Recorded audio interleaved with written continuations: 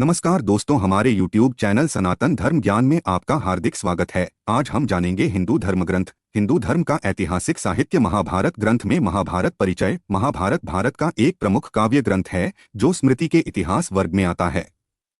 इसे भारत भी कहा जाता है। यह काव्य ग्रंथ भारत का अनुपम धार्मिक, पौराणिक, ऐतिहासिक और दार्शनिक ग्रंथ है। विश्व का सबसे लंबा यह साहित्यिक ग्रंथ और महाकाव्य हिंदू धर्म के मुख्यतम ग्रंथों में से एक है।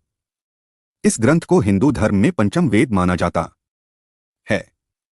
यद्यपि इसे साहित्य की सबसे अनुपम कृतियों में से एक माना जाता है, किंतु आज भी यह ग्रंथ प्रत्येक भारतीय के लिए एक अनुकरणीय स्रोत है। यह कृति प्राचीन भारत के इतिहास की एक गाथा है। इसी में हिंदू धर्म का पवित्रतम ग्रंथ भगवद गीता सन्निहित है। पूरे महाभारत में लगभग 10,000 श्लोक हैं, जो यूनानी काव्यों इलियड और ओडिसी से परिमाण में 10 गुना अधिक हैं। महाभारत महाकाव्य की हस्तलिखित पांडुलिपि। अन्य प्रसिद्ध नाम: भारत जय, लोकप्रियता: भारत, नेपाल, इंडोनेशिया, श्रीलंका, जावा द्वीप, जकार्ता, थाईलैंड, तिब्बत, म्यांमार। रचयिता: वेदव्यास। लेखक: गणेश। प्रचारक: वैशंपायन सूत, जैमिनी, पैल। ग्रंथ का परिमाण: श्लोक संख्या, लंबाई 1,10,000 से 1,40,000। रचनाकाल: 3,100 से 1,200 ईसा पूर्व। वेदव्यास द्वारा 100 पर्वों में 3,100 ईसा पूर्व। सूत द्वारा 18 पर्वों में 2,000 ईसा पूर्व। आधुनिक लिखित अवस्था में 1,200 से 600 ईसा पूर्व। मूलतत्व और आधार: कौरवों और पांडवों के मध्य का आपसी संघर्ष। मुख्य पात्र: श्री कृष्ण, अर्जुन, भीष्म, कर्ण, भीम, दुर्योधन, युधिष्ठिर। कुरुक्षेत्र युद्ध में श्री कृष्ण और अर्जुन। कुरुक्षेत्र युद्ध में श्री कृष्ण और अर्जुन। परंपरागत रूप से महाभारत की रचना का श्रेय वेदव्यास को दिया जाता है। इसकी ऐतिहासिक वृद्धि और संरचनागत परतों को जानने के लिए कई प्रयास किए गए हैं। महाभारत के थोक को शायद 3री शताब्दी ईसा पूर्व और 3री शताब्दी के बीच संकलित किया गया था, जिसमें सबसे पुराने संरक्षित भाग 400 ईसा पूर्व से अधिक पुराने नहीं थे। महाकाव्य से संबंधित मूल घटनाएं संभवतः 9वीं और 8वीं शताब्दी ईसा पूर्व के बीच की हैं। पाठ संभवत प्रारंभिक गुप्त राजवंश सी 4वीं शताब्दी सी द्वारा अपने अंतिम रूप में पहुंच गया। महाभारत के अनुसार कथा को 24,000 श्लोकों के एक छोटे संस्करण से विस्तारित किया जाता है, जिसे केवल भारत कहा जाता है। हिंदू मान्यताओं, पौराणिक संदर्भों एवं स्वयं महाभारत के अनुसार इस काव्य का रचनाकार वेदव्यास जी को माना जाता है। इस काव्य के रचयिता वेदव्यास जी ने अपने इस अनुपम काव्य में वेदों, वेदांगों और उपनिषदों के गुह्यतम रहस्यों का निरूपण किया है।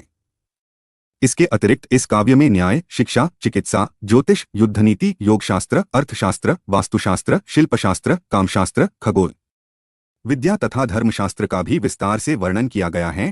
मूल काव्य रचना इतिहास। ऐसी ही ज्ञानवर्धक वीडियो और सनातन धर्म से जुड़ी जानकारियां प्राप्त करना चाहते हैं तो हमारे चैनल को सब्सक्राइब करें और कमेंट में हमें बताएं कि आपको वीडियो कैसी लगी, ताकि हम और भी अच्छी ज्ञानवर्धक वीडियो बना पाएं। आप ऐसे ही हमारा उत्साह वर्धन बढ़ाए रखें।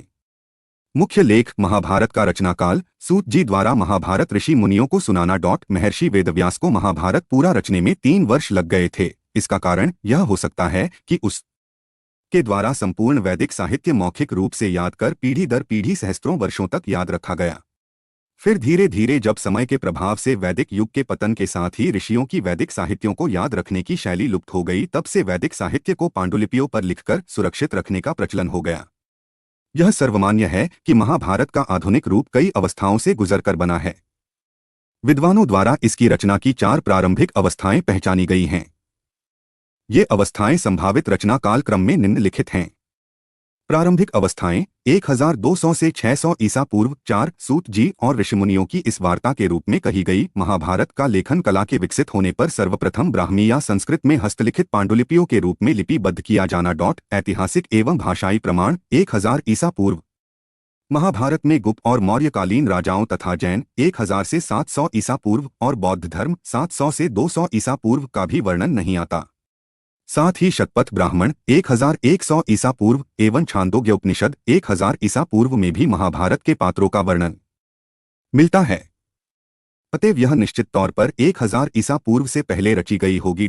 600 से 400 ईसा पूर्व पाणिनि द्वारा रचित अष्टाध्यायी। 600 से 400 ईसा पूर्व में महाभारत और भारत दोनों का उल्लेख है तथा इसके साथ साथ श्री कृष्ण एवं अर्जुन का भी संदर्भ आता है। अतएव महाभारत और भारत पाणिनि के काल के बहुत पहले से ही अस्तित्व में रहे थे। प्रथम शताब्दी यूनान के पहली शताब्दी के राजदूत दियोक्रिसोस्टम यह बताते हैं कि दक्षिण भारतीयों के पास 1 लाख श्लोकों का एक ग्रंथ है, जिससे यह पता चलता है कि महाभारत पहली शताब्दी में भी 1 लाख श्लोकों का था। महाभारत की कहानी को ही बाद के मुख्य यूनानी ग्रंथों इलियड और ओडिसी में बार बार अन्य रूप से दोहराया गया, जैसे धृतराष्ट्र का पुत्र मोह, कर्ण अर्जुन प्रतिस्पर्धा आदि। संस्कृत की सबसे प्राचीन पहली शताब्दी की एमएस पित्जर पांडुलिपि में भी महाभारत के 18 पर्वों की अनुक्रमणिका दी गई है, जिससे यह पता चलता है कि इस काल तक महाभारत 18 पर्वों के रूप में प्रसिद्ध थी। यद्यपि 100 पर्वों की अनुक्रमणिका बहुत प्राचीन काल में प्रसिद्ध रही होगी, क्योंकि वेदव्यास जी ने महाभारत की रचना सर्वप्रथम 100 पर्वों में की थी, जिसे बाद में सूत जी ने 18 पर्वों के रूप में व्यवस्थित कर ऋषियों को सुनाया था। 5वीं शताब्दी महाराजा शर्वंत के 5वीं शताब्दी के तांबे की स्लेट पर पाए गए अभिलेख में महाभारत को 1 लाख श्लोकों की संहिता बताया गया है।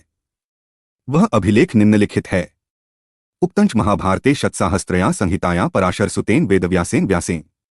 पुरातत्व प्रमाण 1900 ईपू से पहले महाभारत कालीन सरस्वती नदी, हरे रंग में सरस्वती नदी, प्राचीन वैदिक सरस्वती नदी का महाभारत में कई बार वर्णन आता है। बलराम जी द्वारा इसके तट के समांतर प्लक्ष पेड़, प्लक्ष प्रस्त्रवण, यमुनोत्री के पास से प्रभास क्षेत्र, वर्तमान कच्छ कारण तक तीर्थयात्रा का वर्णन भी महाभारत में आता है। कई भूविज्ञानी मानते हैं कि वर्तमान सूखी हुई घग्गरहकरा नदी ही प्राचीन वैदिक सरस्वती नदी थी, जो 5000 से 3000 ईसा पूर्व पूरे प्रवाह से बहती थी और लगभग 1900 ईसा पूर्व में भूगर्भीय परिवर्तनों के कारण सूख गई थी। ऋग्वेद में वर्णित प्राचीन वैदिक काल में सरस्वती नदी को नदीत्मा की उपाधि दी गई थी। उनकी सभ्यता में सरस्वती नदी ही सबसे बड़ी और मुख्य नदी थी, गंगा नहीं। भूगर्भीय परिवर्तनों के कारण सरस्वती नदी का पानी यमुना में चला गया। गंगा यमुना संगम स्थान को त्रिवेणी गंगा यमुना सरस्वती संगम मानते हैं। इस घटना को बाद के वैदिक साहित्यों में वर्णित हस्तिनापुर के गंगा द्वारा बहाकर ले जाने से भी जोड़ा जाता है, क्योंकि पुराणों में आता है कि परीक्षित की 28 पीढ़ियों के बाद गंगा में बाढ़ आ जाने के कारण संपूर्ण हस्तिनापुर पानी में बह गया और बाद की पीढ़ियों ने कौशाम्बी को अपनी राजधानी बनाया। महाभारत में सरस्वती नदी के विनाश नामक तीर्थ पर सूखने का संदर्भ आता है, जिसके अनुसार मलेच्छों से द्वेष होने के कारण सरस्वती नदी ने मलेच्छ सिंध के पास के प्रदेशों में जाना बंद कर दिया। द्वारका भारतीय पुरातत्व सर्वेक्षण विभाग ने गुजरात के पश्चिमी तट पर समुद्र में डूबे 4000 से 3500 वर्ष पुराने शहर खोज निकाले हैं। इनको महाभारत में वर्णित द्वारका के संदर्भों से जोड़ा गया है। Pro SR. राव ने कई तर्क देकर इस नगरी को द्वारका सिद्ध किया है।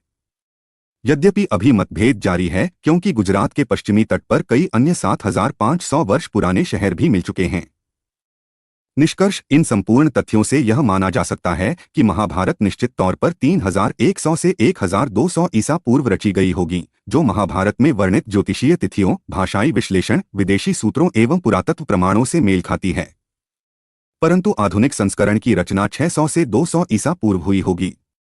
अधिकतर अन्य वैदिक साहित्यों के समान ही यह महाकाव्य भी पहले वाचिक परंपरा द्वारा हम तक पीढ़ी दर पीढ़ी पहुंचा और बाद में छपाई की कला के विकसित होने से पहले ही इसके बहुत से अन्य भौगोलिक संस्करण भी हो गए, जिनमें बहुत सी ऐसी घटनाएं हैं जो मूल कथा में नहीं दिखती या फिर किसी अन्य रूप में दिखती है।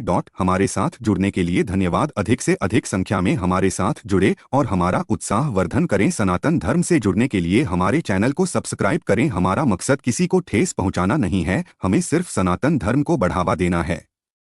आप हमारे साथ ऐसे ही जुड़े रहे। हमसे जुड़ने के लिए धन्यवाद। आपका दिन शुभ हो। जय श्री राम, जय श्री कृष्णा, जय बजरंग बली, जय सनातन धर्म, जय हिंदू धर्म। डिस्क्लेमर: इस लेख में निहित किसी भी जानकारी सामग्री गणना की सटीकता या विश्वसनीयता की गारंटी नहीं है। विभिन्न माध्यमों, ज्योतिष, पंचांग, प्रवचनों, मान्यताओं, धर्म ग्रंथों से संग्रहित कर यह जानकारी आप तक पहुंचाई गई है। हमारा उद्देश्य सिर्फ सूचना पहुंचाना है। इसके उपयोगकर्ता इसे सूचना समझकर ही ले। इसके अतिरिक्त इसके किसी भी उपयोग की जिम्मेदारी स्वयं उपयोगकर्ता की रहेगी।